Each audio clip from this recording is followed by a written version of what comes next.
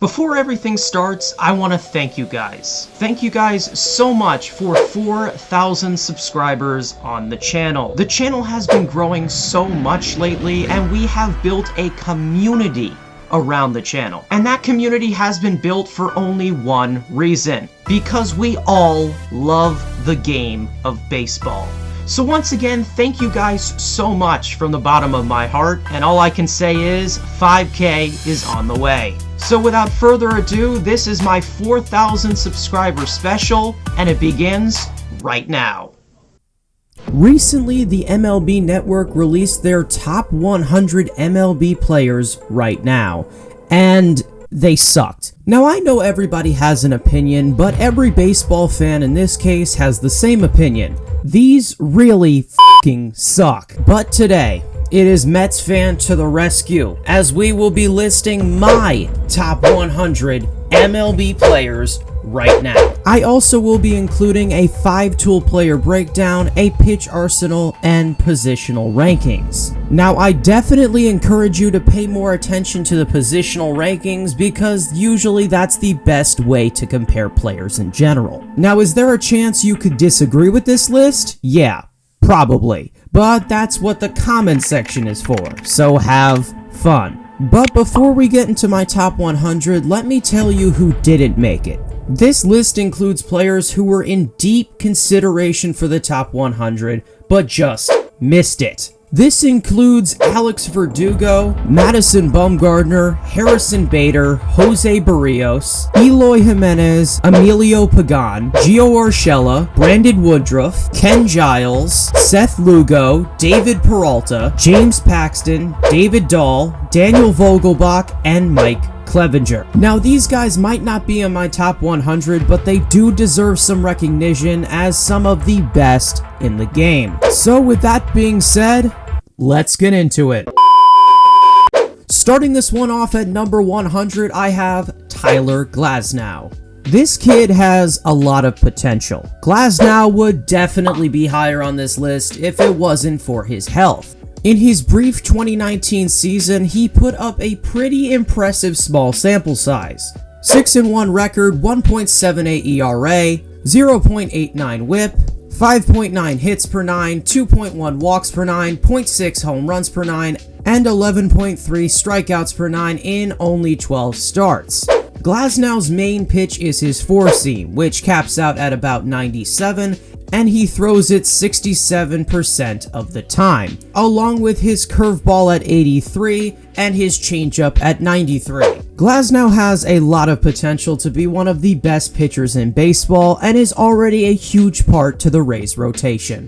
Number 99, Vladimir Guerrero Jr. We all know how good Vlad Jr. is, and we all know how good he can be. You can argue that this guy is one of the best in the league at pulling the ball. I mean, we saw it in the home run derby. This guy is incredibly talented, but you can say his rookie year was slightly underwhelming. 272 average, 15 home runs, 69 RBIs, OPS at 772 in 514 plate appearances. Now, Vlad Jr. is far from perfect in the field. At a guy his size, it gives me a strong feeling that he will go on a similar path as Miguel Cabrera by shifting to first base or maybe as a designated hitter to prevent future severe injuries. Nonetheless, the future is extremely bright for Vlad Jr. At number 98, I'm going with Yoan Moncada. Finally, we got to see this man break out last year. When he came into the league, Moncada had a tough time staying healthy, including multiple hamstring issues and a right shin bone contusion. And when he was healthy in 2018, he struggled a lot with a major league leading 217 strikeouts. But fast forward to 2019, Moncada finally showed his highly anticipated all-star potential. 315 average, 25 home runs, 79 RBIs, OPS at 915 in 559 plate appearances. Now, Moncada is not amazing in the field, but he does have a strong arm. And if he can repeat his 2019, he might be on his way to an all-star selection or possibly a future Silver Slugger. but the strikeouts have to go down and he needs to stay on the field consistently. Number 97, Lorenzo Cain. How could the MLB Network forget about this guy? Cain is one of the most athletic outfielders in the game, and it's a crime that he only got recognition for his defensive ability just last year. In 2019, Cain put up a .260 average, 11 home runs, 48 RBIs, OPS at .697 in 623 plate appearances. Let's keep in mind that he is a leadoff hitter and his priority is getting on base. If he hit for a little more power, Cain would be one of the most balanced hitters in the game. Some may say he's declined a little, but when he's fully healthy, Cain is extremely valuable to the Brewers lineup. Number 96, Bo Bichette. At age 21, we all saw the potential in Bo Bichette, but nobody really expected him to play to his potential immediately. Now, why is he at number 96? Well, his rookie year was pretty small of a sample size. Nonetheless, Bichette was an absolute beast. .311 average, 11 home runs, 21 RBIs, OPS at .930 in 212 plate appearances. But Bichette is not completely perfect. His strikeouts definitely need to go down, and he needs to be a little more disciplined on the base paths. Considering it's a little too early in his career, I've been seeing a lot of people overrating Bo Bichette just a little bit. Yes, the talent is there, but let's not get too crazy yet. I've been seeing a lot of Bo Bichette top 5 shortstop in the league, which is just too much of an over-exaggeration as of now. But Bo Bichette is definitely a superstar in the making. Number 95, Luis Severino. Last year, Severino suffered a rotator cuff inflammation, which landed him on the injured list for the rest of the 2019 season. This guy would definitely be a dark horse for the Cy Young Award if he was ever 100% healthy. Unfortunately, once again, we won't get to see that for a while. Severino will be undergoing Tommy John surgery this year, which will sideline him for a while. But his last full healthy season in 2018 was pretty dominant. 19-8 record, 3.39 ERA, 1.15 whip, 8.1 hits per 9, 2.2 walks per 9, 0.9 home runs per 9, and 10.3 strikeouts per 9 in 32 starts. This guy has some filthy stuff. Severino's main pitch is his four-seam, which caps out at about 96 to 97, which he throws over 50% of the time, along with his slider at 84 and a disgusting changeup at 88. Let's just hope he can return to his old dominant form, but it will be a challenge. Number 94, Ramon Laureano. Oh man, does this guy have an arm. Every time I see highlights of this guy, he's always picking the ball up in deep center field and throwing a fireball to gun down a base runner. But what people don't know is that Laureano is actually a very solid offensive player and, in my opinion, one of the best leadoff hitters in the game. .288 average, 24 home runs, 67 RBIs, OPS at 860 in 481 plate appearances. Laureano is on pace to be a potential 5-tool player. Now, how can he do that? Well, his strikeouts do need to go down and he needs to stay healthy. If he continues to improve his game in 2020, I have no doubt he will be getting an all-star selection in no time. At number 93, I'm going with Miguel Sano. Sano is one of the most underrated power hitters in the game, but his health is a major concern. Sano has suffered multiple injuries in the past few years, including multiple hamstring issues, a stress reaction in his shin, and a heel laceration. Luckily, the Twins finally found the right solution by moving him to first base to prevent more serious injuries in the future. Sano is also just awful defensively, with 47 career errors at third base alone. But in 2019, Sano put up a .247 average, 34 home runs, 79 RBIs, OPS at 923 in 439 plate appearances and just 105 games. Sano is extremely valuable to the Twins lineup, and his main focus is doing everything he can to stay on the field. A 100% healthy Miguel Sano is an absolute beast. Number 92, Jorge Soler. If I got a vote for the most improved player of 2019, Soler would have my vote.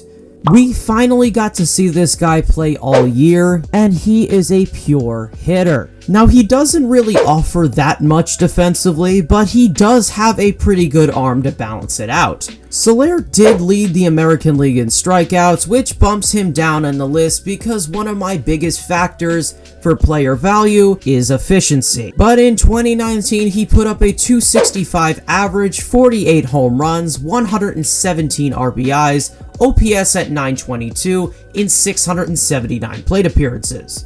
If Soler can continue to be a valuable power anchor to the Royals lineup, I can definitely see him getting an all-star selection or a possible Silver Slugger in the future.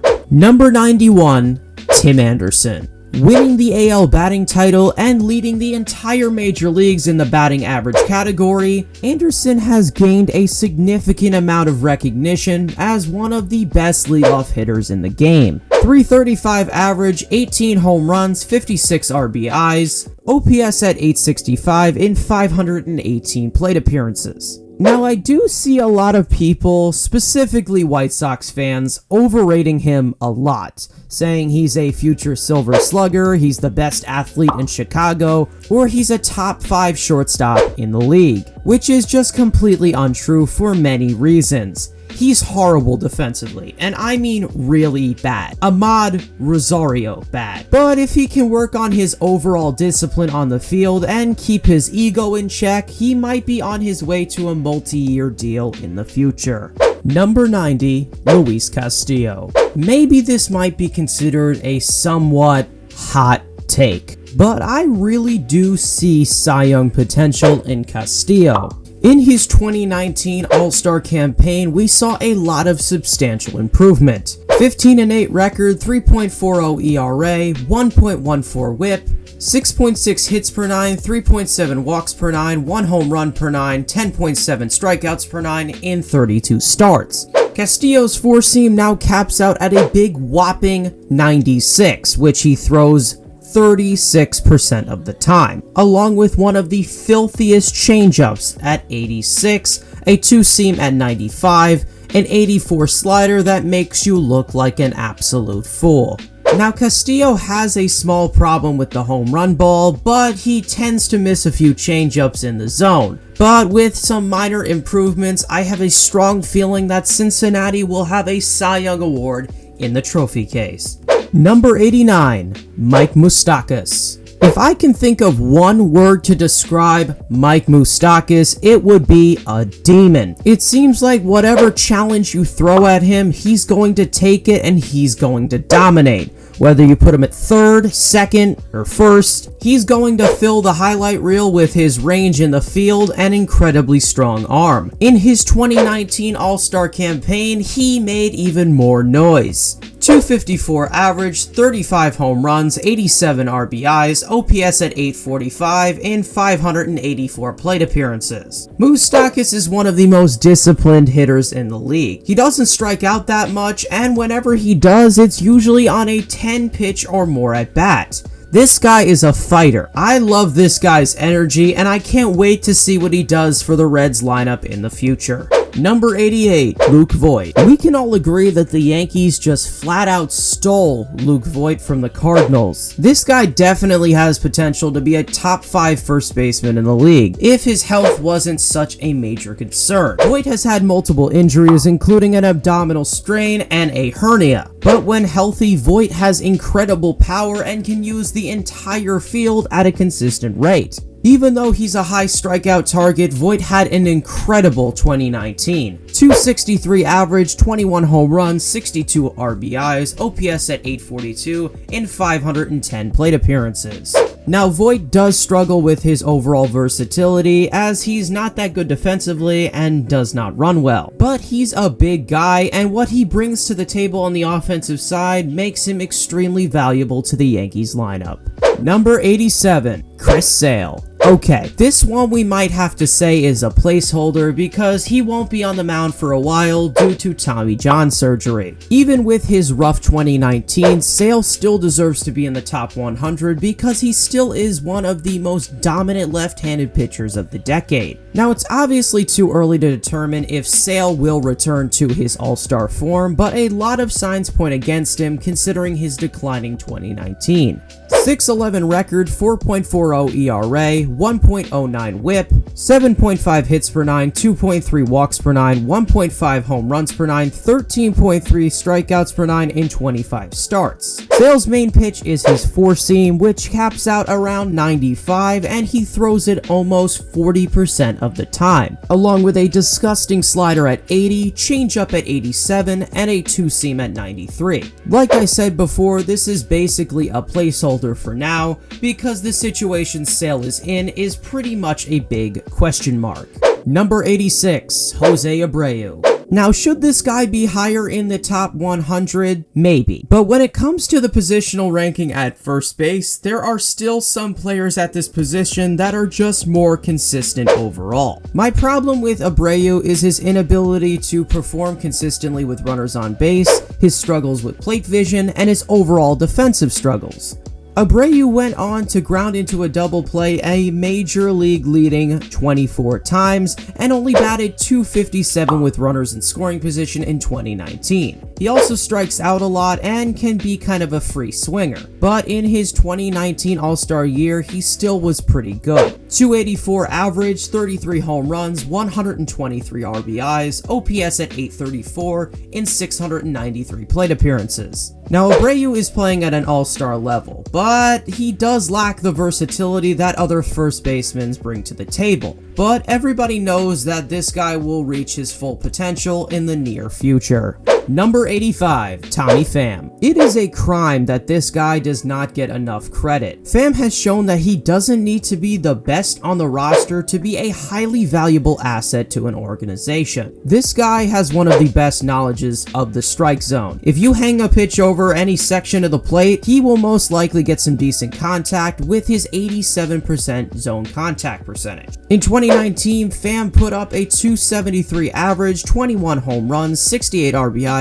OPS at 818 in 654 plate appearances. Now, Pham is not always healthy, with multiple lower body injuries that he suffered in the past, which to my understanding is the main reason he hasn't had a full breakout season. But I do have a strong feeling that he is going to provide a rare, consistent outfield depth for the Padres in the future and be an unspoken hero on their young roster.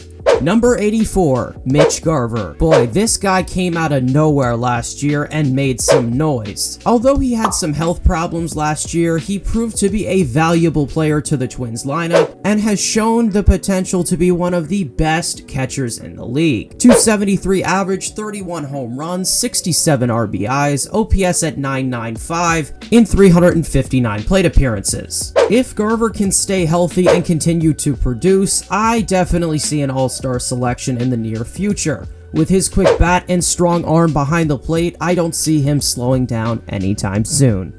Number 83, Andrew Benintendi. When you look at the Red Sox roster in the past few years, you don't think of Benintendi off the top of your head. This guy is one of the best at getting on base. He also contributes well in the field and has a pretty good arm. 2019 did go on to be another consistent and effective year for Benintendi. .266 average, 13 home runs, 68 RBIs, OPS at 774 in 615 plate appearances. Now, this offseason, the dynamic of the Red Sox roster has obviously shifted a bit, and Benintendi will probably have to bring on a bigger role for future team success. Do I think he can do it? Absolutely. I also think that a change is good for this team moving forward, and that includes Benintendi. If he can step up and continue his consistent progress, I can see an all-star selection in no time. Number 82, Corey Seager. Now, Seager does get outshined, mainly because of the amount of talent on the Dodgers roster. Some people actually forget that this guy plays at an all-star level when 100% healthy. Seager has had a few injuries in the past few years, including hamstring issues and shoulder surgery, but that didn't stop him from leading the National League in doubles last year. He also put up a .272 average with 19 home runs, 87 RBIs, OPS at 817 in 541 plate appearances. In my opinion, Seager is one of the best high ball hitters in the league. He might not be as good defensively with 52 career errors at shortstop, but he's one of the most important parts to the Dodgers lineup, even with the team having a large amount of talent. Number 81, Eduardo Escobar. Escobar finally showed off his offensive versatility and had a full healthy season. .269 average, 35 home runs, 118 RBIs, OPS at 831 in 699 plate appearances, and had one of the best zone contact percentages of any third baseman in the league. Now, he is a high strikeout target, but he gets on base with high efficiency and has become one of the most valuable assets to the Diamondbacks lineup. If Escobar continues to improve, he will be on his way to an all-star selection in 2020. Number 80, Josh Hader. This guy throws absolute heat. Hader is a one-of-a-kind talent, but I'm just not really the biggest fan of his, considering his lack of versatility and slight inconsistency. Hader has a home run problem, and he can be incredibly predictable at times. 3-5 record, 2.62 ERA, .81 whip, 4.9 hits per 9, 2.4 walks per 9, 1.8 home runs per 9, 16.4 Ks per 9 in 46 appearances out of the bullpen. Hader's main pitch is his four-seam, which is a little too main, considering he uses it 85% of the time. It also caps out at 97 to 98, along with his slider at 82, his two-seam at 94, and his changeup at 88. Now, Hader is one of the best relievers in the game, but I just don't think he's the best. He hits the zone consistently, but occasionally a lack of break on his fastball does come back to bite him. But nonetheless, despite his inconsistencies, Hader does dominate in his own way. Number 79, Shohei Ohtani. So most of this comparison is obviously from an offensive standpoint, but Ohtani is a one-of-a-kind player for his ability to produce on the mound and at the plate. On the other hand, he hasn't really pitched a big enough sample size to compare him for the starting pitching position, and underwent elbow surgery, which kept him off the mound ever since. In 2018, he just had 10 starts and put up a 4-2 record, 3.31 ERA, 1.16 whip, 6.6 hits per 9, 3.8 walks per 9, 1 home run per 9, and 11 strikeouts per 9. I really want to see this guy pitch again, considering his versatility on the mound alone. Ohtani has a 7-pitch arsenal, which is led by his four-seam at 97, which he throws almost 35% of the time, followed by his slider at 84, sinker at 91, changeup at 85, curveball at 79, cutter at 89, and a splitter at 86. But since he hasn't been on the mound, he has been DHing for a majority of 2019. 286 average, 18 home runs, 62 RBIs, OPS at 848 in 425 plate appearances. Now, Ohtani has a lot of potential, but the best way for him to reach it is to be fully healthy. The best way to determine his overall value on the Angels roster is how he recovers on the mound from his injury. If he can dominate from both sides in 2020, Ohtani would be in line to being a one-of-a-kind phenomenon. Number 78, Max Kepler. Kepler finally showed he can be a high offensive contributor for the Twins lineup last year. He's always been a patient hitter and can get on base very efficiently. 252 average, 36 home runs, 90 RBIs, OPS at 855 in 596 plate appearances. If Kepler continues to progress offensively, he can be a future Silver Slugger and a future All-Star. Number 77, Rafael Devers. Is this guy a little too low? Possibly. But like I said, I'm putting more emphasis on the positional rankings, and the fact is that third base is a very stacked position. Devers had a great breakout season in 2019, leading the major league in doubles and putting up a .311 average, 32 home runs, 115 RBIs, OPS at .916 in 647 plate appearances. Now Devers is not that good defensively and doesn't really run well, but I don't see Devers staying at the third base position that long, and I have a strong feeling they're going to move him to first base considering his range on the field. But nonetheless, Devers is one of the biggest threats at the plate. Number 76, Aaron Nola. When I think of Nola, I see a 5 to 6 inning guy who is not that flashy, but he gets the job done. His only main problem is the home run ball, which mainly has to do with his changeup being flat. But overall, Nola is usually a dark horse for the Cy Young Award. 12-7 record, 3.87 ERA, 1.27 whip, 7.8 hits per 9, 3.6 walks per 9, 1.2 home runs per 9, 10.2 Ks per 9 in 34 starts. Now, since 2019 was a small decline year from 2018, it bumps him down in the top 100 a bit. Nola's main pitch is his four-seam that caps at 93, and he throws it more than 35% of the time, along with his curveball at 79, changeup at 85, and his two-seam at 91. Nola is one of those pitchers who is consistent enough to be an ace, but hasn't gone the distance to be a top pitcher in baseball. Number 75, Charlie Blackmon. Now, right field is yet another stacked position, so that leaves me no choice to put Blackmon this low. But don't get it wrong, Chuck Nasty is a beast with the bat. He's not that good with the glove, and he's not the 30 stolen base guy he used to be, but he is one of the most efficient left-handed hitters and still plays at an all-star level. 314 average, 32 home runs, 86 RBIs, OPS at 940 in 634 plate appearances. Blackmon does fall behind a few of his teammates, but a lot of people don't realize that he is one of the most valuable assets to the Rockies lineup. And at age 33, he still is a talented veteran presence in Colorado. Number 74,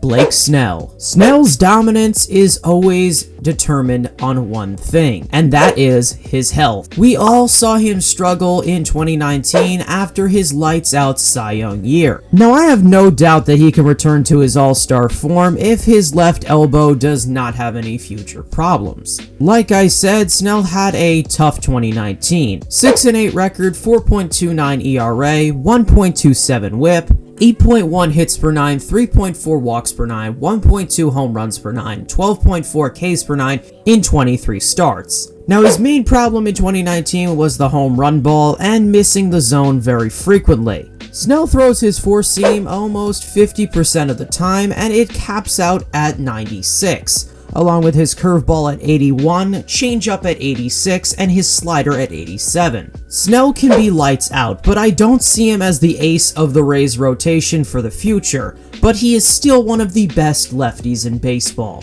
Number 73, Nicholas Castellanos. I think we all finally realized how good Castellanos really is. Now, to be fair, he is awful defensively, but Castellanos is one of the most underrated offensive weapons in the game. I was very surprised that the Reds signed him because he would have been extremely valuable in the DH position on an American League team. 289 average, 27 home runs, 73 RBIs, OPS at 863 in 664 plate appearances. Now, someone would typically call Castellanos a one-dimensional player if you split the game into only two aspects, but his offensive versatility is going to be a huge factor for the Reds lineup moving forward. Number 72, my boy, Michael Conforto. This guy is one of my favorite players to watch, and it's even better that he plays for my favorite team. Conforto is a pure hitter. He can use the entire field and has one of the nicest swings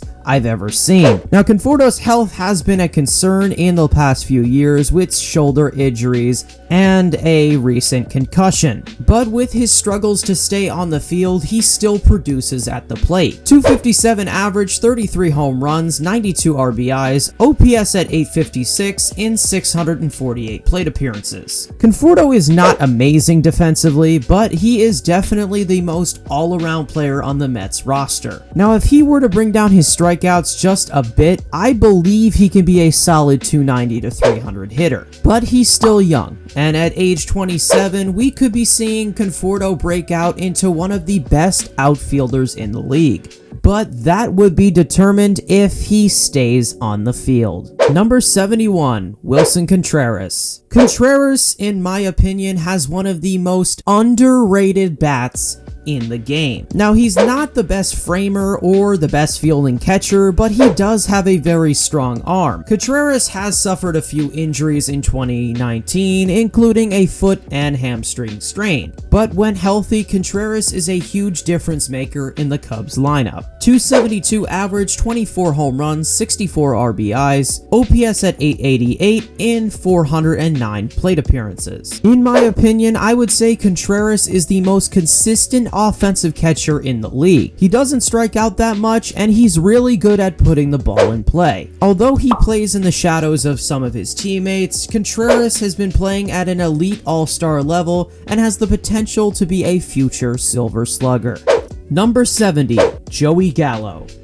This guy is an absolute beast at the plate, but if Gallo hit for a little bit more average, he would probably be one of the biggest offensive juggernauts in the league. Gallo had a lot of health problems in 2019, which sidelined him for most of the season, but that didn't stop him from getting the All-Star nod last year and having a pretty good small sample size year. 253 average, 22 home runs, 49 RBIs, OPS at 986 in 297 plate appearances. Gallo has a pretty strong arm, and he's alright defensively. Now, if he can bring his strikeouts down and stay healthy, we probably would be looking at a future MVP in the making. But I don't want to get ahead of myself. Gallo is still young, and he has a lot of room to improve. Number 69, Carlos Correa. Alright, let's just put the situation aside and just put passive-aggressive clues and sound effects in the background. Injuries have been a problem for Correa in the past with multiple back problems. He does have one of the strongest arms in the league, but he's not as productive on offense as others in the shortstop position. 279 average, 21 home runs, 59 RBIs, OPS at 926 in 321 plate appearances. Probably. If we were to see a full season of Correa in his prime, he would definitely be in the top 5 shortstop conversation. He also would be in that conversation if he wasn't a f***ing cheater. Number 68, Josh Bell. We all saw the potential in Josh Bell when he came into the league, but in 2019, we finally got to see this man play at a superstar level. 277 average, 37 home runs, 116 RBIs, OPS at 936 in 613 plate appearances. Bell is not that good defensively, and he doesn't run well, which kind of brings him out of the top 5 first baseman conversation. I have high hopes for Bell in the future, and if I were Pittsburgh, I would pay him the big bucks because he is one of the best power hitters in the league and a great player to build the Pirates around. Josh Bell has nowhere to go but up. Number 67, Mike Soroka. This guy is a Cy Young Award winner in the making. Soroka is only 21 years old, and in his full 2019 rookie season, he was putting up Greg Maddux numbers. If you don't believe me, here you go. 13-4 record, 2.68 ERA, 1.11 whip,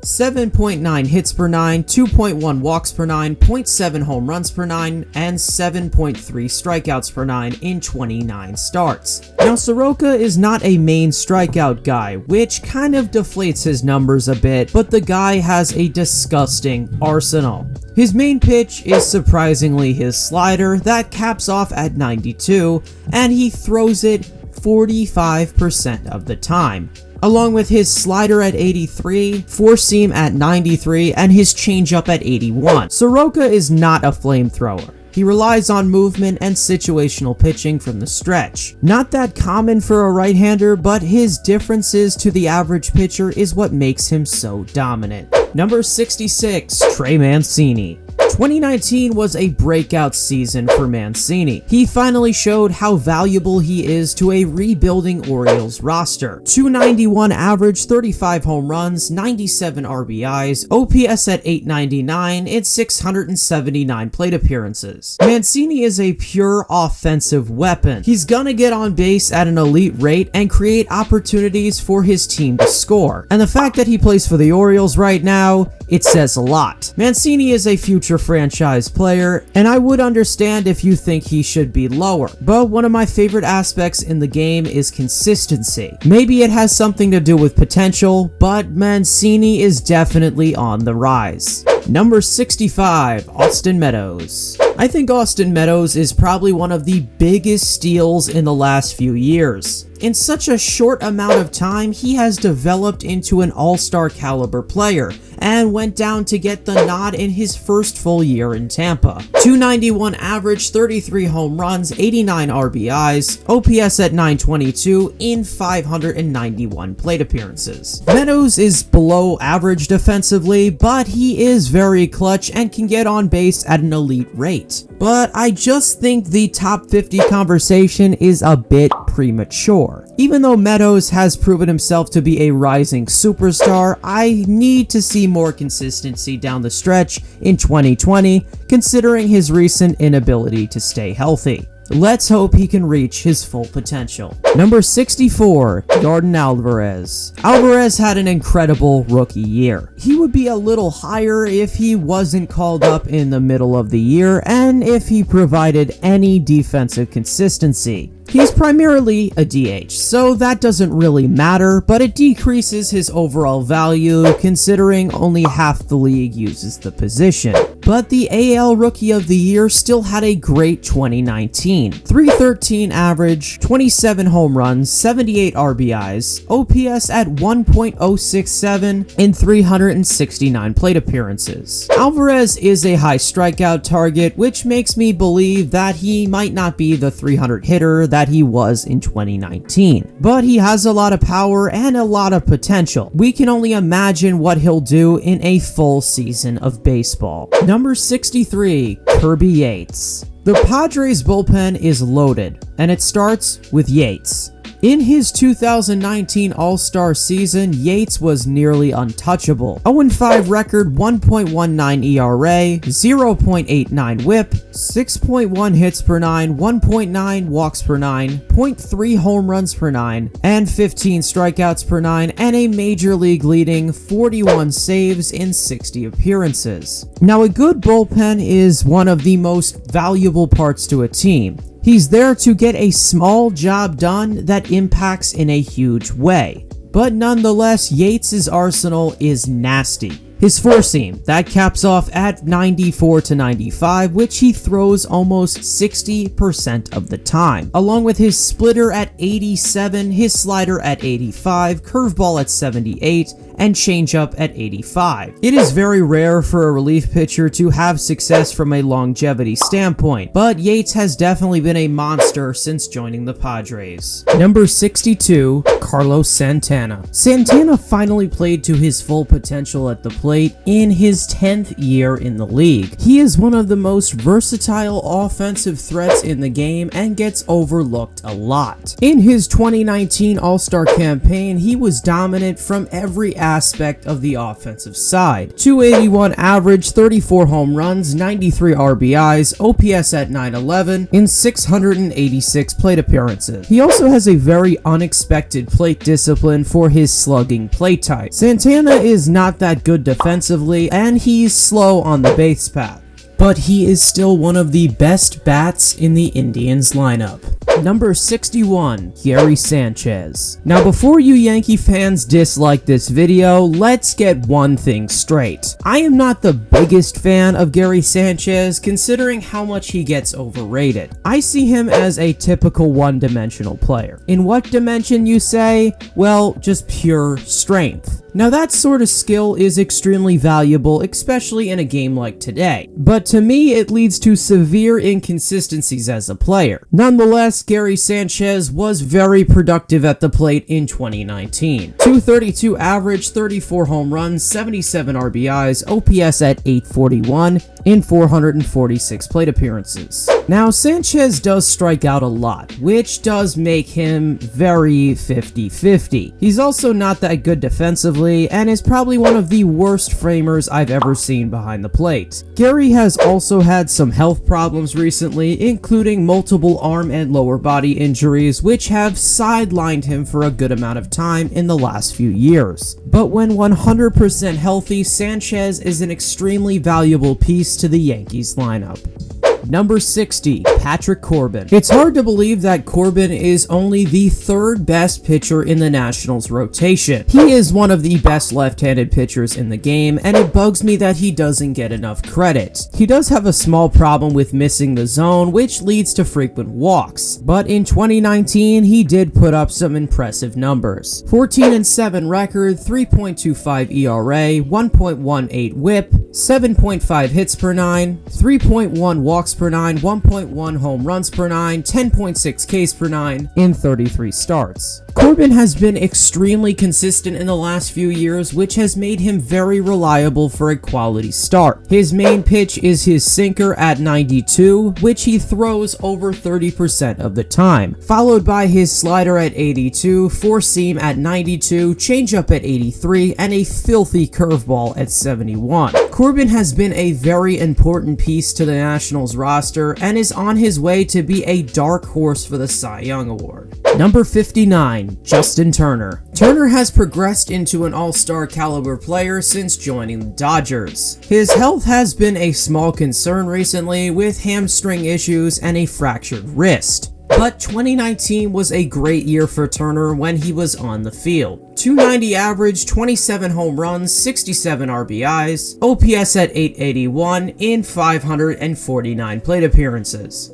Turner has really matured as a hitter by being more patient at the plate and drawing more walks. He's pretty mediocre in the field, but he does have a strong arm to complement at third base. Turner reminds me of a guy who just does his job on an extremely stacked team. Not much is really needed from him, but he still makes noise, even being the 10th or 12th option on the Dodgers roster. As a guy who plays in the shadows, not many people know how good Turner is, but they need to know now. Number 58, Shane Bieber. The Corey Kluber trade was a tough one to swallow, but the Indians do have a future ace in the making, and his name is Shane Bieber. Now, Bieber does have a huge problem with the home run ball, but at age 24, he still has played at an all-star level and got the nod in 2019. 15-8 record, 3.28 ERA, 1.05 whip, 7.8 hits per 9, 1.7 walks per 9, 1.3 home runs per 9, 10.9 strikeouts per 9 in 33 starts. Bieber does struggle with the movement of his fastball, which is the main focus of giving up 31 home runs last year. He throws his four-seam almost 50% of the time, and it caps at 93. His slider at 85, curveball at 82, and his changeup at 88. He also threw a major league leading 3 complete games. Bieber is also on pace to a Cy Young Award in no time. Number 57, Charlie Morton. At age 35, believe it or not, Morton is at the peak of his career. Now, there is still a lot of speculation about him retiring after his contract expires. Whether he was a late bloomer or not, Morton is one of the most underrated pitchers in baseball. 16-6 record, 3.05 ERA, 1.08 whip,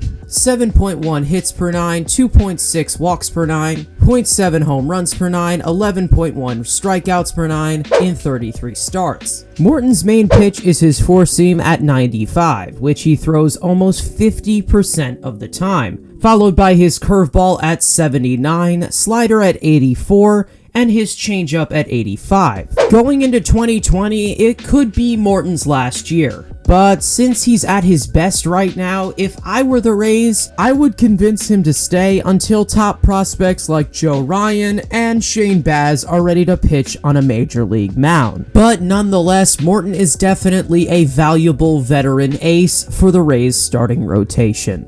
Number 56, Hyunjin Ryu. Now, my main reason for putting Ryu this low is because he can be extremely streaky, and his health is a major concern for a guy his size. He's had a lot of injuries, which include his neck, legs, shoulder, and elbow. All these injuries have happened in a span of 3 years, and at age 34, it might seem to slow him down. But let's not take that away from his impressive 2019. 14-5 record, 2.32 ERA, 1.01 whip, 7.9 hits per 9, 1.2 walks per 9, 0.8 home runs per 9, 8 strikeouts per 9 in 29 starts. Ryu's amazing versatility on the mound is what makes him so untouchable. He has a 6-pitch arsenal, which is prioritized by his 4-seam that caps out at about 90 to 91, and he throws it more than 30% of the time, along with his cutter at 87, changeup at 81, curveball at 74,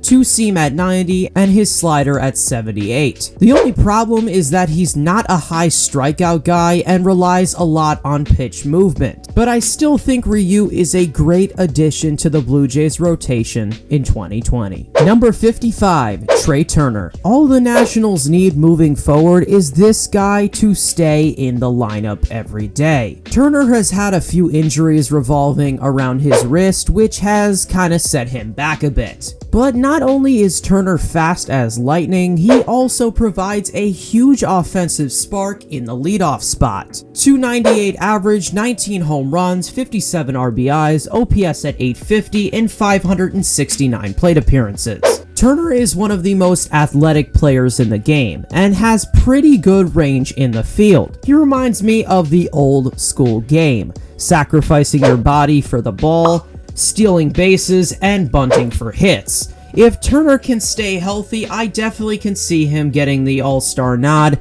in 2020. Number 54, Nelson Cruz. This veteran slugger has been a monster at the plate for so long. Even though he provides next to nothing defensively, Cruz is a huge power threat in the middle of the lineup. At age 38, he put up a career year at the plate. 311 average, 41 home runs, 108 RBIs, OPS at 1031 in 521 plate appearances. Nelson Cruz has just completely turned his career around. After being busted for PEDs in the biogenesis scandal in 2013, Cruz did not deal with it well and made some harsh comments afterwards. But he eventually cleaned up his act and became one of the most valuable offensive power anchors of the decade. Number 53, Yasmani Grandal. Grandal finally played up to his all-star potential and has established himself as one of the best catchers in baseball on the offensive and defensive side. He has a great arm behind the dish and is one of the best switch hitters in the league. 246 average, 28 home runs, 77 RBIs, OPS at 848, and 632 plate appearances. What makes Grandal so effective is that he can get on base at an alarming rate and has developed into a very clutch hitter. And by the end of the year, I believe he will be the best catcher in the league. Number 52, Whit Merrifield. This guy is on his way to becoming an all-around superstar. Leading the league in base hits and triples, Merrifield has turned into the Royals' new franchise player and has the potential to be a batting champion. 302 average, 16 home runs, 74 RBIs, OPS at 811 in 735 plate appearances. Now, he might be a frequent strikeout target, but he has been one of the most efficient players out of any breakout star in the last 2 years and got the All-Star nod in 2019. Merrifield is one of my favorite players to watch because when he's on the field, he is gonna raise some eyebrows. Number 51. Jock Peterson. It's been kind of a tough road for Peterson in the last few years, but he's still been the productive two-way threat that he was when he was called up. His strikeouts have always been a problem, and in 2019, Peterson improved his plate discipline by taking more walks. 249 average, 36 home runs, 74 RBIs, OPS at 876 in 514 plate appearances. Just like most of the Dodgers' talented roster, Peterson gets overshadowed by MVP candidates. But I would say that 2019 was a career year for Peterson. He progressed a lot and was able to stay on the field all year. If he continues to improve, Peterson might be on his way to a second All-Star nod and possibly a Silver Slugger. If he were to hit for more average, Peterson would also be one of the most feared hitters in the league. Number 50. Zack Greinke. He's had some recent success and he's had some recent struggles. 18-5 record, 2.93 ERA, 0.98 WHIP, 7.5 hits per 9, 1.3 walks per 9, 0.9 home runs per 9, 8.1 strikeouts per 9 in 33 starts. With his 6-pitch repertoire, he supplies a great amount of versatility and unpredictability. His main pitch is his four-seam, which he throws more than 40% of the time, followed by his slider at 85, changeup at 87, sinker at 93, curveball at 74, and a disgusting slow curve at 67. If you watch this guy pitch in slow motion, the amount of movement and break over the plate is just insane. He might not be a top 5 pitcher in the league, but when Greinke is locked in, he dominates. Number 49. JT Realmuto. Believe me when I say this, Realmuto is the best catcher in baseball. Not only is he one of the most athletic defenders behind the plate, Realmuto is one of the most versatile at his position. He's not the typical catcher. Realmuto is pretty fast and he can steal a few bases. Given his 5-tool ability, Realmuto had a career 2019. 275 average, 25 home runs, 83 RBIs, OPS at 820 in 593 plate appearances. Now, I do think that Realmuto does get overrated a lot considering his primary position, but he does strike out a lot and can be sometimes over-aggressive at the plate. But he definitely does bring a great amount of versatility to the Phillies lineup.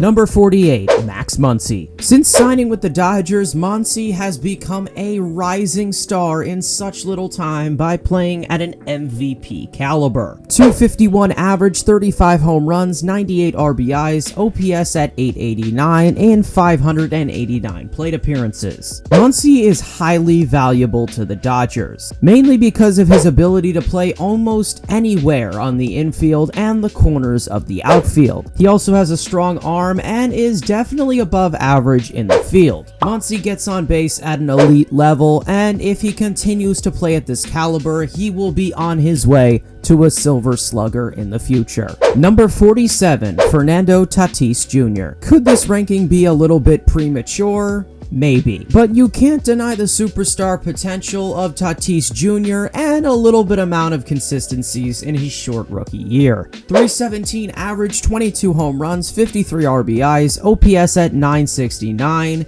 in 372 plate appearances.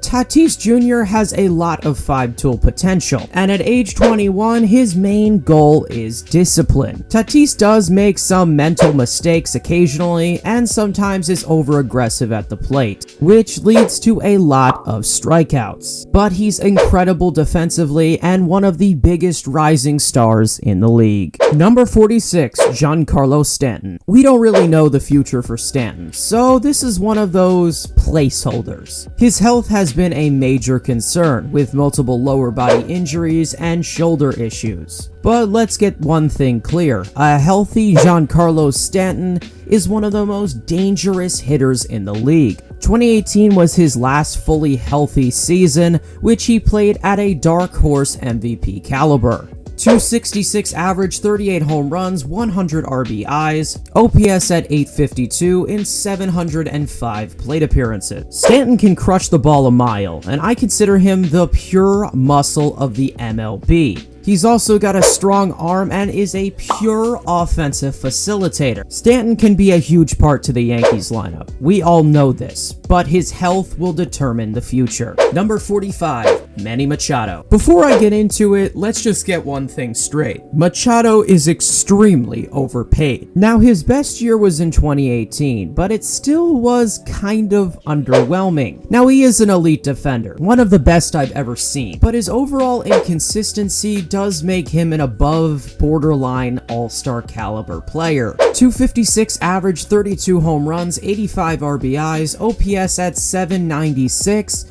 in 661 plate appearances. Machado's main problems is that he just does not step up in clutch situations and strikes out more than the average 3-hole hitter. The fact that Machado is getting MVP type money makes me believe that the Padres overrated his value and he's on pace to regress a lot. But at age 26, he still can make a big impact. But there are just some third basemen out there that have proven that they can just do better. If Machado keeps playing below expectations, he might be labeled as a prima donna, and his team could suffer from it. Number 44. Jeff McNeil. McNeil is one of the most valuable players on the Mets roster. Not only is he an overall offensive threat, he can basically play any position. From first base, second base, shortstop, third base, left field, right field, it doesn't matter. You can probably put him on the mound. He's not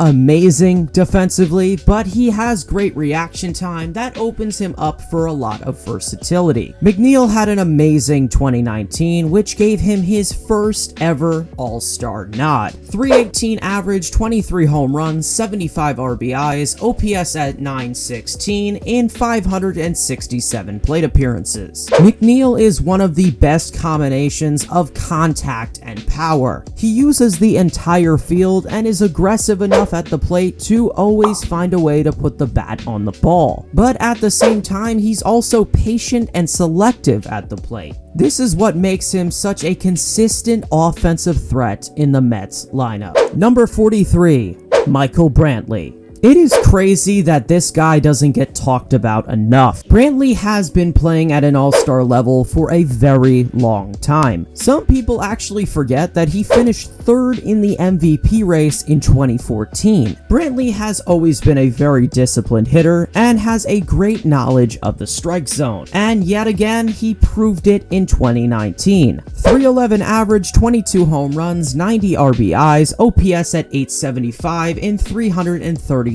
plate appearances. Now, is there a possibility that he might be a little high on this list? Maybe. But he never has been one of the top options on his team, and he usually gets overshadowed by 5-tool players and teammates. Number 42, Paul Goldschmidt. Now, Goldschmidt is not the MVP caliber slugger he used to be, but he still can make some noise. 2019 may have been an off year for him, but I only call it that because it just wasn't his usual self. 260 average, 34 home runs, 97 RBIs, OPS at 821 in 682 plate appearances. Goldschmidt has always been an elite defender, and he's been one of the best first basemen of the decade. His ability to stay on the field and be a consistent contributor on both sides of the ball are just incredible. Goldschmidt always reminds me of the right-handed version of Stan Musial. He always finds a way to produce, and he always gets overlooked. At age 32, I still see Goldschmidt continuing his all-star dominance, which would lead to an overall consistency and longevity. Number 41, Jack Flaherty. Flaherty is one of the biggest breakout stars of 2019. He followed up a solid 2018 with a Cy Young nominated season. 11-8 record, 2.75 ERA, 0.97 whip, 6.2 hits per 9, 2.5 walks per 9, 1.1 home runs per 9, 10.6 strikeouts per 9 in 33 starts. At age 23, Flaherty has quickly emerged into the Cardinals ace of the rotation. His main pitch is his four-seam at 94, which he throws more than 40% of the time, along with his slider at 87, sinker at 92, curveball at 78, and his changeup at 87. He does have a small problem with the home run ball, but Flaherty has been able to put up consistent zeros on the board. I definitely have a strong feeling that Flaherty will be getting his first All-Star selection in the future. Number 40, OZZIE ALBIES. ALBIES is a potential 5-tool superstar. This guy is lightning fast, has an amazing glove, and is super athletic. As a Mets fan, this guy really scares me. He led the National League in base hits in 2019 and was a complete animal at the plate. 295 average, 24 home runs, 86 RBIs, OPS at 852 in 702 plate appearances. At age 23, ALBIES is excelling at an all-star level from both sides of the ball and both sides of the plate. The amount of versatility is what makes ALBIES a very effective and huge piece to the Braves lineup. Number 39, AROLDIS Chapman. Now there's a lot you can say about Chapman, but the main thing you can say is that this guy throws absolute gas. In my opinion, Chapman has been the best reliever in the game since his first All-Star nod in 2012,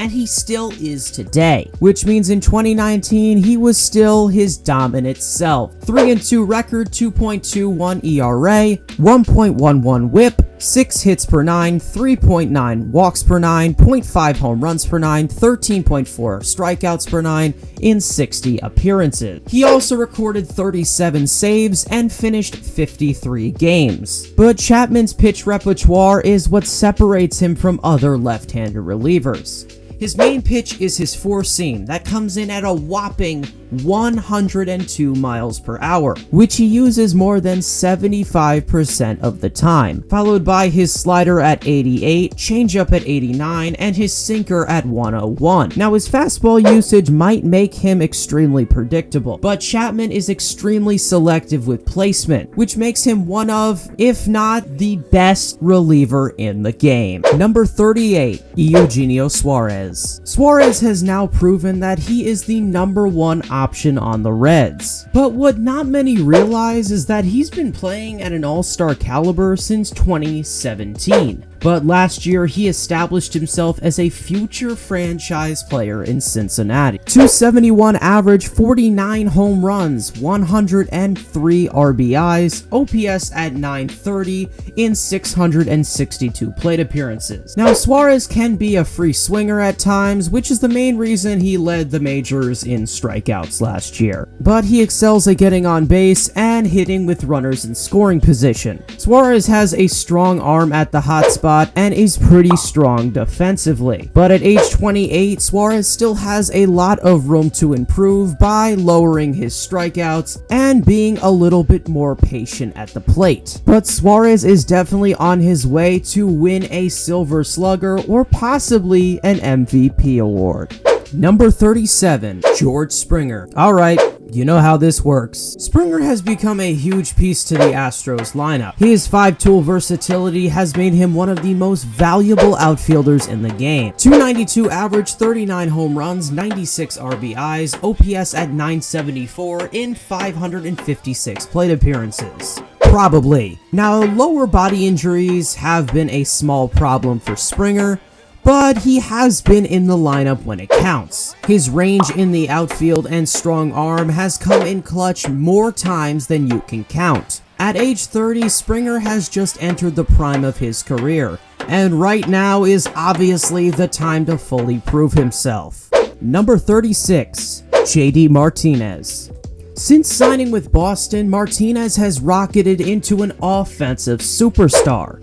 Martinez is really not that good defensively, but he's primarily a DH in the Red Sox lineup. 304 average, 36 home runs, 105 RBIs, OPS at 939 in 657 plate appearances. Martinez has been a huge part of the Red Sox roster, and he helped them win a World Series title in 2018, even though it is probably kind of tainted. He's an incredible power anchor, and is one of the the best guys to put in the middle of the lineup. At age 32, it's crazy to think JD is not even close to done yet. I wouldn't be surprised if he plays at an MVP caliber for the rest of his career. Number 35, my boy, Pete Alonso. As a Mets fan, Alonso gets me so hyped up for the future of this team. This guy had one of the most historic rookie seasons in baseball history, getting his first All-Star selection, winning the home run derby, leading the majors in home runs, breaking the rookie home run record, and winning Rookie of the Year by a landslide. Alonso became an instant fan favorite and finished 7th in the MVP race. 260 average, 53 home runs, 120 RBIs, OPS at 941 in 693 plate appearances. Alonso isn't that good defensively, but he's not the liability as scouted. He also is able to use the entire field and hits line drives to the gap very consistently. He might be an offensive powerhouse, but he does overswing sometimes and strikes out a lot. But if Pete Alonso continues to put up these numbers, I have no doubt he will be on his way to an MVP award in the near future.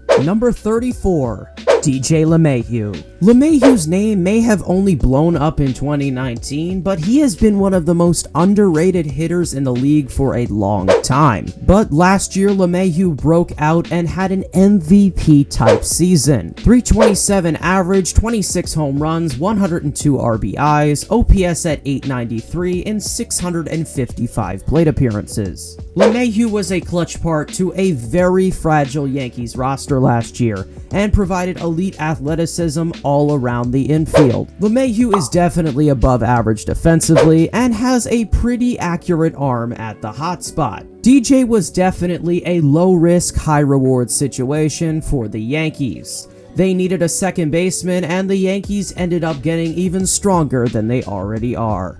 Number 33, Clayton Kershaw. Kershaw is not the lights-out MVP beast that he used to be, but he still is able to put up all-star numbers. 16-5 record, 3.03 ERA, 1.04 whip, 7.3 hits per 9, 2.1 walks per 9, 1.4 home runs per 9, 9.5 strikeouts per 9 in 28 starts. The home run ball has hurt Kershaw recently, but the run support of the Dodgers' power offense does make his resume look better from 2019. Kershaw has always been known for his pitch movement and outstanding break over the plate. He throws his four-seam almost 60% of the time, and it caps out at about 94 to 95, followed by his slider at 87, curveball at 74, changeup at 85, and his sinker at 93. Kershaw has already established himself as one of the greatest left-handed pitchers in baseball history. But at age 32, Clayton has so much more to offer on the mound to add to already an amazing Hall of Fame career.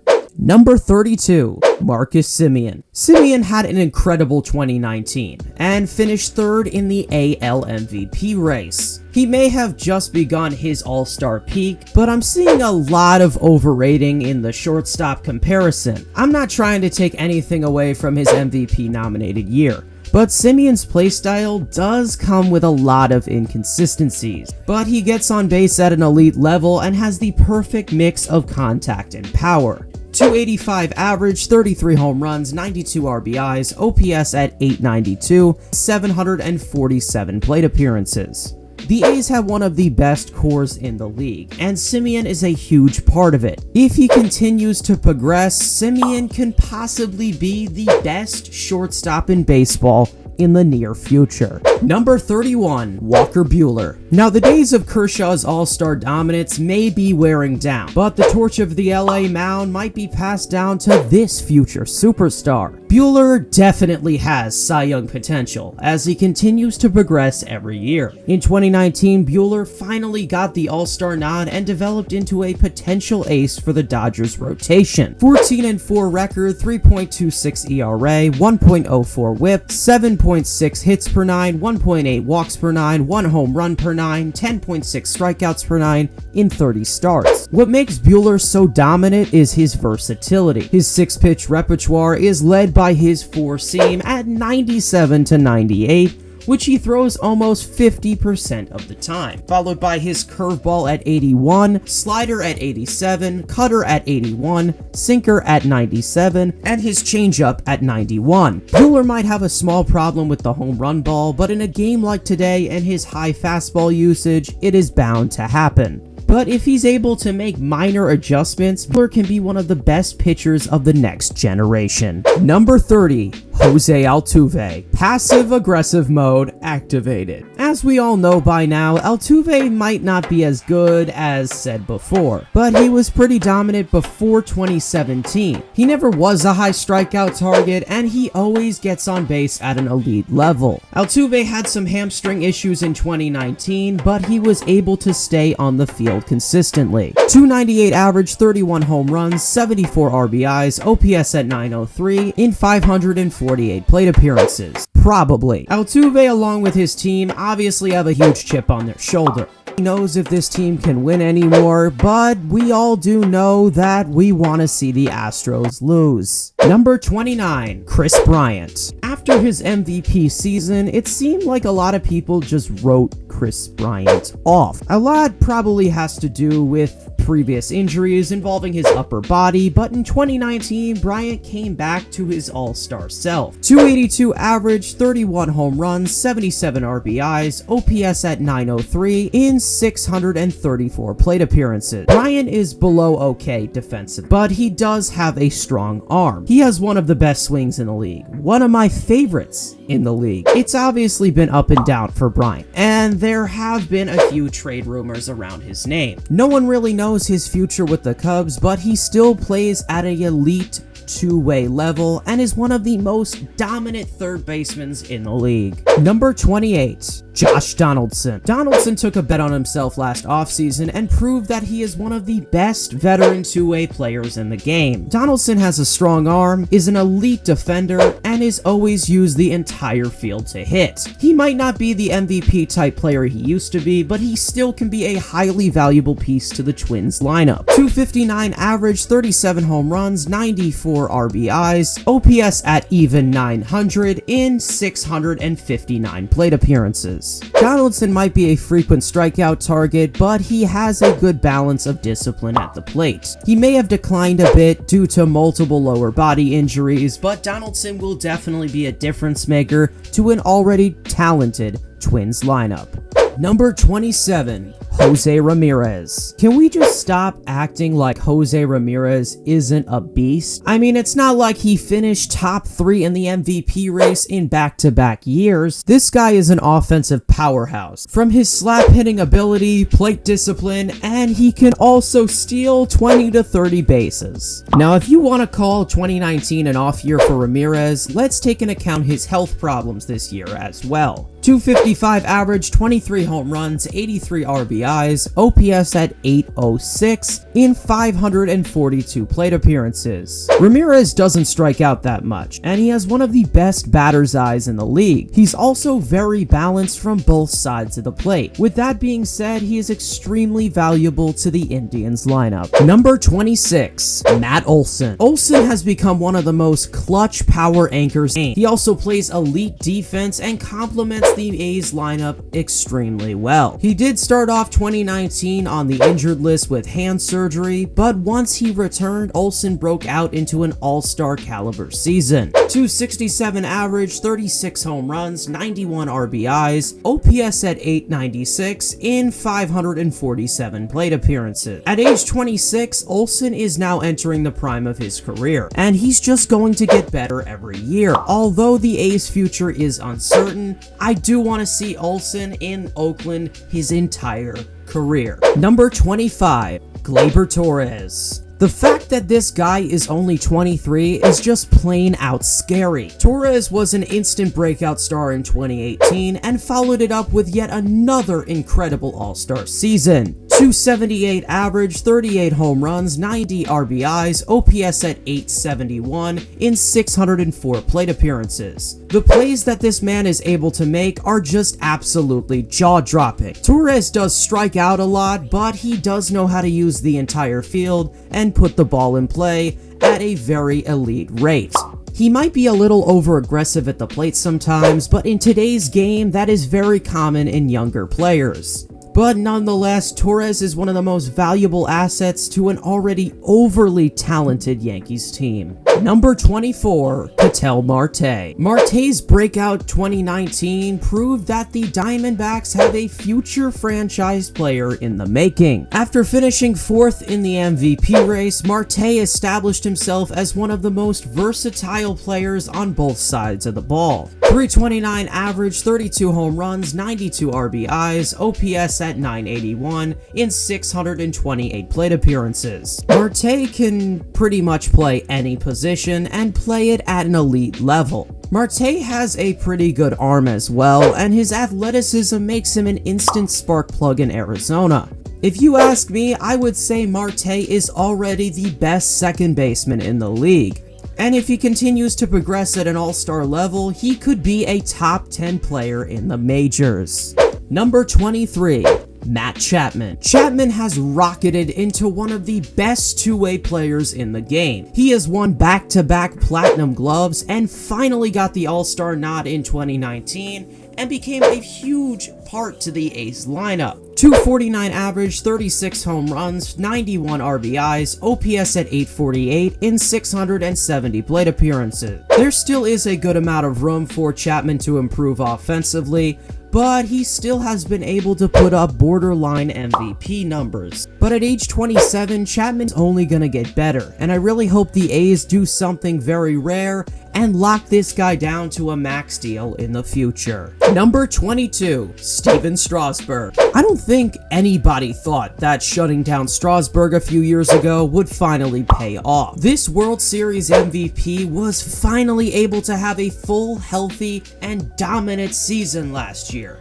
18-6 record, 3.32 ERA, 1.04 WHIP, 6.9 hits per 9, 2.4 walks per 9, 1 home run per 9, 10.8 strikeouts per 9 in 33 starts. But Strasburg's disgusting arsenal is what makes him so dominant. His main pitch is his four-seam, which he throws more than 50% of the time, and it also caps out at 96 miles an hour. Followed by his curveball at 82, changeup at 89, sinker at 95, and his slider at 90. Strasburg has finally broken out into an ace-level flamethrower who the Nationals can watch dominate the league for a long time. Number 21, Alexander Bogaerts. It gets me pretty upset that a lot of people don't realize how good Alexander Bogaerts really is. He has exploded into an offensive superstar in the last few years, and we finally get to see him step up to a bigger role this year in Boston.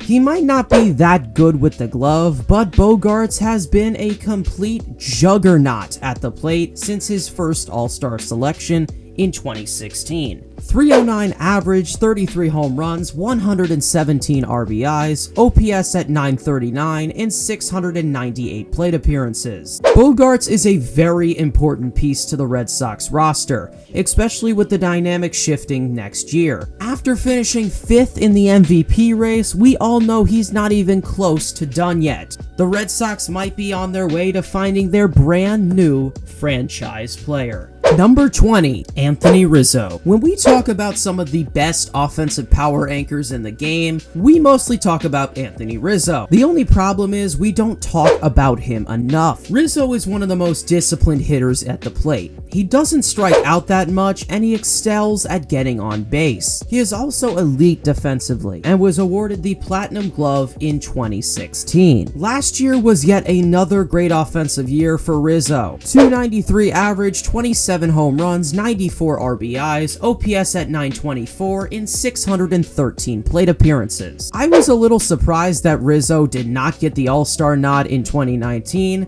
but the first base competition is pretty stacked in the National League. The Cubs have one of the best power lineups in the game, and one of the key pieces is Rizzo. But at age 30, he's just entering the prime of his career, and I know that he can play at an even higher level. Don't be surprised if Rizzo becomes a dark horse for the MVP award. Number 19, Bryce Harper. After signing a record-setting deal last offseason, there has been such a huge buzz about Harper being extremely overrated. This has carried on for so long that he's starting to become underrated in the league sense. Even though it wasn't a typical elite season for Harper, he was still having a great 2019. 260 average, 35 home runs, 114 RBIs, OPS at 882 in 682 plate appearances. Harper might be a high strikeout target, but the amount of power that he puts behind the ball is extremely impressive. He also has a lot more plate discipline than you think, with a 162 G average of 102 walks. Harper is a 5-tool player. He's got a cannon of an arm, and he also can steal 15 to 20 bases. After his MVP year, it seemed that Harper was being labeled as a villain of the league. He does tend to have a short temper, and he doesn't respond well to outside criticism. He might not be that nice of a guy, but he does produce at an elite level.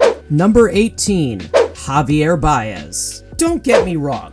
I think Baez is an incredible player, but I just don't think he's the top 10 player that everyone says he is. Baez can be extremely impatient at the plate, which leads to a lot of strikeouts. Even in his 2018 MVP caliber season, his numbers were kind of underwhelming, and same really goes for 2019.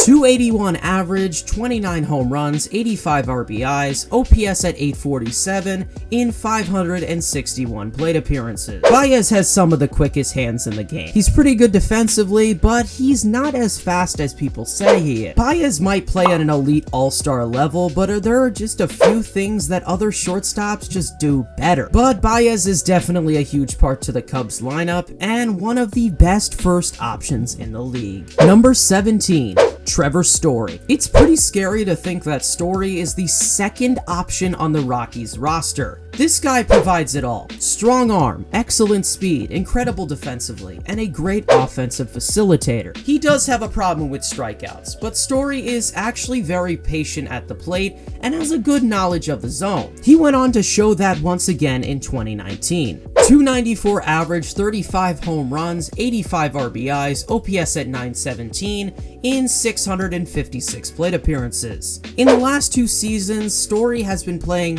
at a borderline MVP level. I wouldn't say he has potential to win the award, but at age 27, Story still has time to improve even more, and if he does that, he might be on his way to a long-term contract in Colorado in the near future. Number 16. Freddie Freeman. I think everyone can agree that Freeman is the best first baseman in the league, but what I identify him as is a verified Met killer. Freeman has been an elite player in the league for a while, but I would say that 2019 was his best year yet. 295 average, 38 home runs, 121 RBIs, OPS at 938 in 692 plate appearances. Now, Freeman's golf-type swing might be a little unusual, but the amount of power he is able to put behind the ball is what makes him so dominant. He is also great defensively, which you don't really expect from a guy of his size.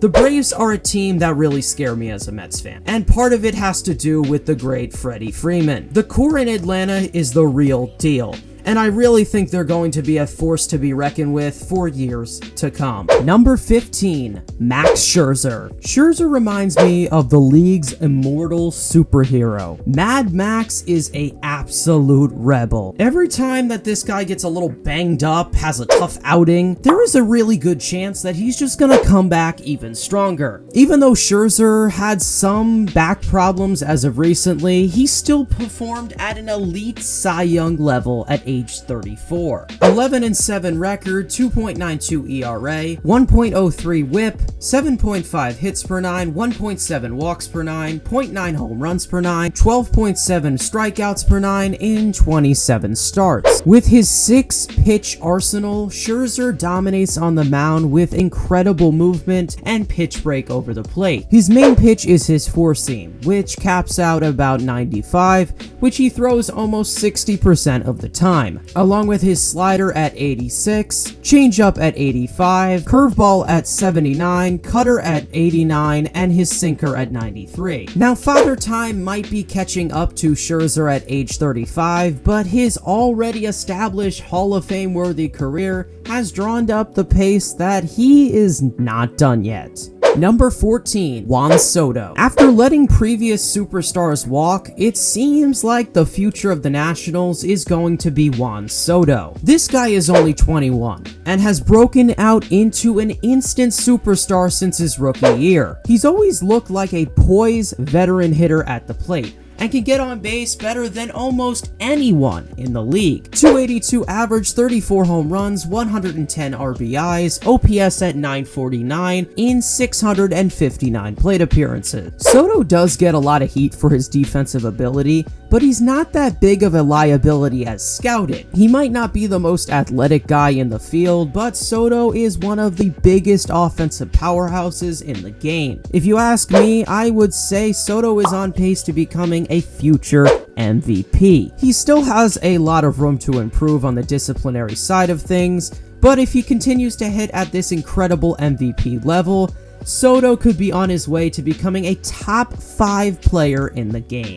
Number 13, Ronald Acuna Jr. There is so much you can say about Acuna Jr. I can honestly say that for skill-wise, Acuna reminds me a lot of Ken Griffey Jr. He's not as good defensively as Griffey, but his perfect mix of power and speed is what makes them so comparable. Acuna was very close to joining the rare 40-40 club in 2019, but he fell a little short. But other than that, Acuna had an amazing season in 2019. 280 average, 41 home runs, 101 RBIs, OPS at 883 in 715 plate appearances. Acuna does have a strikeout problem and can be a free swinger at times, but he does know how to put the bat on the ball and use the entire field. This might be a hot take for the near future, but I think Acuna is gonna win MVP in 2020. This guy is yet another reason why the Braves scare me, and the fact that Acuna is only 22 years old is just crazy. If he continues to play at this MVP elite level, I have no doubt Acuna will be a guaranteed perennial all-star in the future.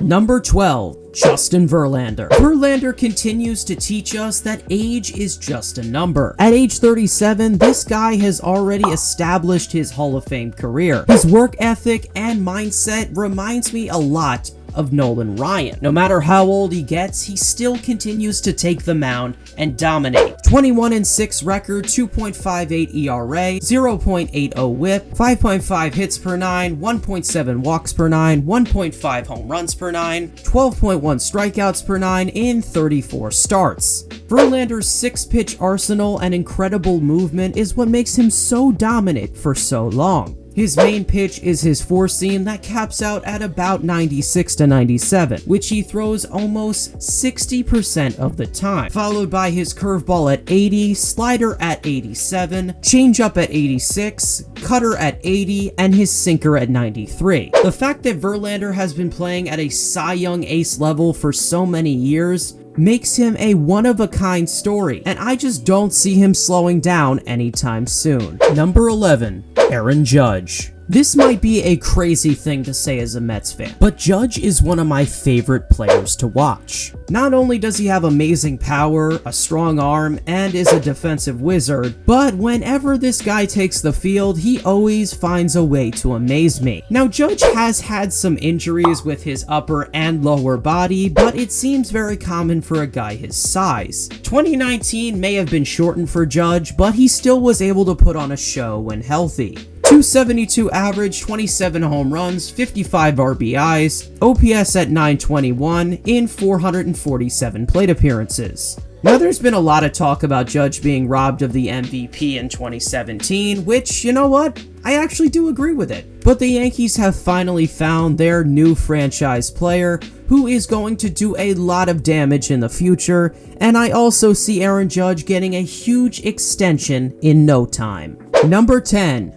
Gerrit Cole. We all know one thing that comes to our mind when we talk about Gerrit Cole. This guy got paid. Was it an overpay? Probably. No, it really was. It was an overpay. But you can't deny the incredible 2019 that Cole had. 20-5 record, 2.50 ERA, .90 whip, 6 hits per 9, 2 walks per 9, 1.2 home runs per 9, 13.8 strikeouts per 9 in 30 starts. Cole also went on to surpass 300 strikeouts last year and became a very reliable piece to the Astros rotation. Cole has a nasty arsenal, which is led by his four-seam at 97 to 98, and he throws it almost 50% of the time, along with his slider at 87, curveball at 83, sinker at 96, and his changeup at 89. I think it's safe to say that the Yankees have found their ace. No one really knows how he will perform in New York, but if you ask me, Cole is going to make the Yankees even more dangerous than they already are. This entire situation is a prime example of the strong just getting stronger.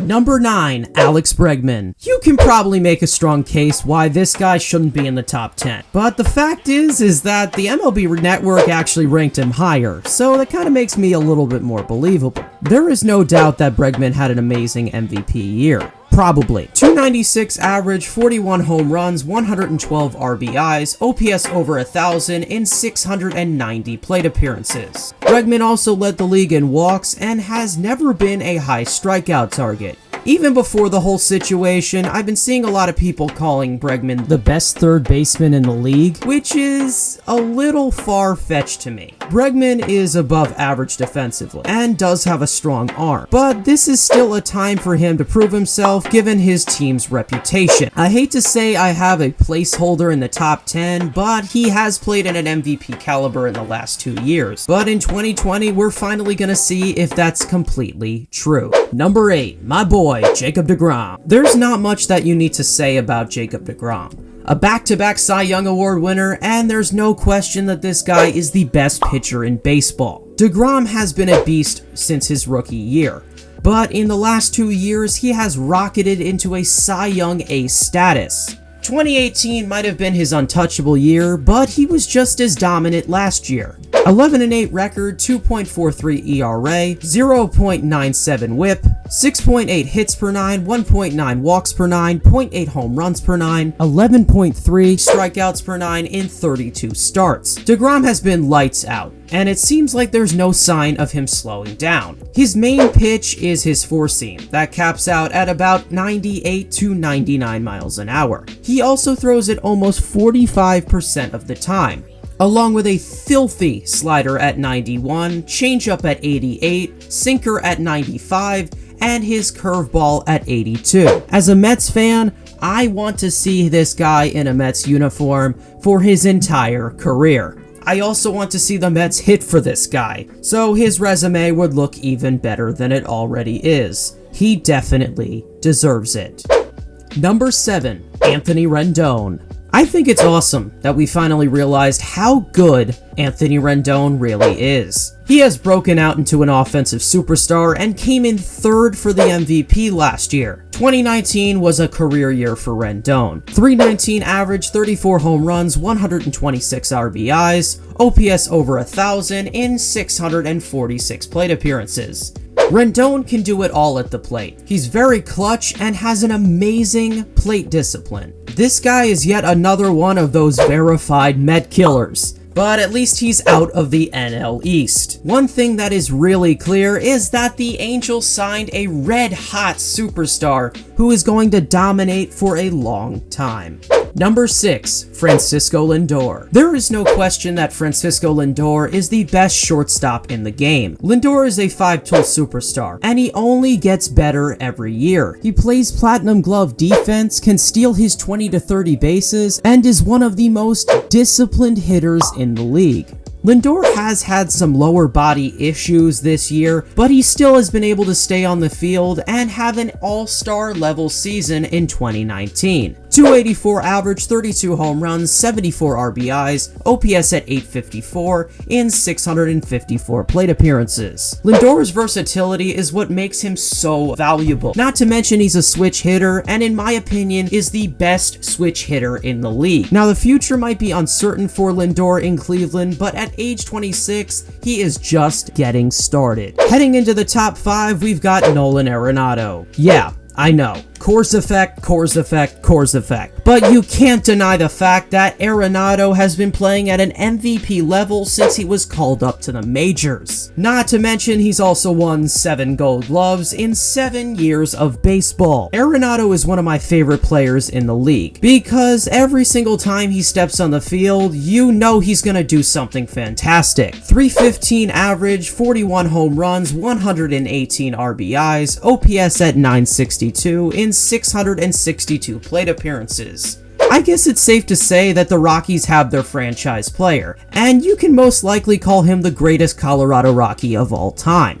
The only reason I say I guess is because there's been a lot of speculation about Nolan wanting out of Colorado. This is something I certainly agree with because I think Nolan Arenado needs to be on a winning team. This guy deserves a World Series title. Now the number 2 to number 4 range, I would not blame you if you put it in any order, but this is what I went with. At number 4, I'm going with Christian Yelich. Believe me when I say this, Yelich only missed the top 3 because his health really concerns me. Yelich has suffered multiple injuries in the past, including multiple back problems and multiple lower body injuries. Due to that, Yelich has regressed a lot defensively, and it's a struggle for the Brewers to keep him in the lineup. But when he's on the field, Yelich does nothing but rake. 329 average, 44 home runs, 97 RBIs, OPS at 1100 in 580 plate appearances. The Brewers might have a big question mark moving forward, but one thing is clear is that Yelich is going to be the guy to build around. The table has already been set after the Brewers gave Yelich a huge extension this offseason. Let's hope he continues to dominate the league with his insane video game numbers. Number 3, Cody Bellinger. Now we have seen incredible rising superstars, but we have never seen one like this. Bellinger is not only a 5-tool player, but he's a 5-tool beast. Bellinger can get behind the ball better than anybody in the league, and you just know he's just gonna smash it to right field. He also has a cannon in right field and can steal bases if he needs to. Bellinger had a career 2019 and took home the MVP award this year. 305 average, 47 home runs, 115 RBIs, OPS over 1,000 in 661 plate appearances. At age 24, Bellinger is only going to get better. His overall consistency and versatility has made Cody Bellinger one of the most entertaining players to watch in the league today. Coming in at number 2, we've got Mookie Betts.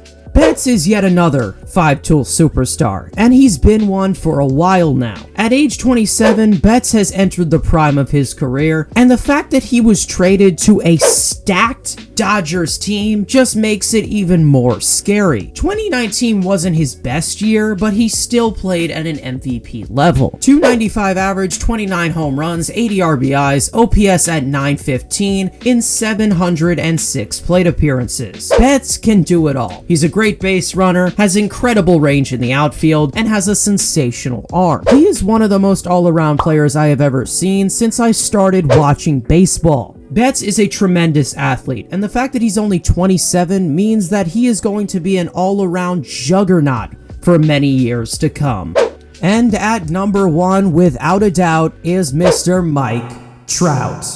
Do I even need to explain? Mike Trout is going to go down as one of the greatest baseball players of all time, if not the greatest ever. Every decade has its GOAT. The 30s had Ruth, the 40s had Ted Williams, the 50s had Mantle, the 60s had Rose, the 70s had Hank, the 80s had Ripken, and the 90s had Bonds. Fast forward to 2020, we have Mike Trout. Not only is Trout a complete beast and makes everything look easy, he also is the face of Major League Baseball. Trout has 3 MVP awards, 7 Silver Sluggers, and 8 All-Star selections, and he's only 28 years old. 2019 was yet another incredible year for Trout. 291 average, 45 home runs, 104 RBIs, OPS over 1,000 in 600 plate appearances. Trout had a small wrist injury toward the end of the year that sidelined him for a few weeks, but he still was able to bring home the MVP award last year. Mike Trout has already established himself as one of the greatest athletes in sports history and an icon for the next generation. The one thing Trout needs to put himself over the top is a World Series title. If he can continue his perennial dominance, he will go down as one of the greatest success stories in baseball history, and that's why Mike Trout is the best player in baseball. So there you guys go. There is my top 100 MLB players right now in the league. There is not a single shot that you guys agreed with this entire list, so let me know about your opinions in the comments below. If you enjoyed this video, please give it a big thumbs up, subscribe to the channel, also hit that bell to receive all post notifications for when a video comes out. I am metsfan5 signing off so long. Remember that Rickster loves you. Thank you for watching. And let's go Mets. Baseball, you better be back very soon. We miss you.